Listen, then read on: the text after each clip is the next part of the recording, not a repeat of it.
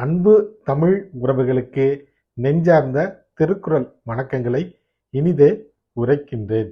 நான் உங்கள் மூவேந்திர பாண்டியன்.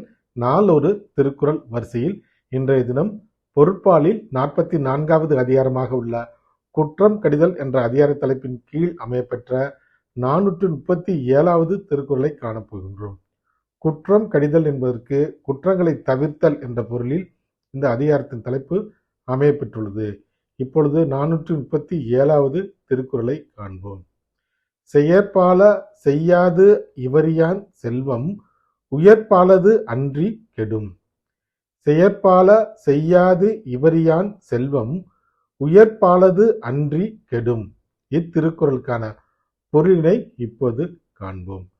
ஒருவர் செய்ய வேண்டிய நற்செயல்களை செய்யாமல் சேர்த்து வைத்துள்ள செல்வமானது யாருக்கும் பயனின்றி கெட்டுவிடும்.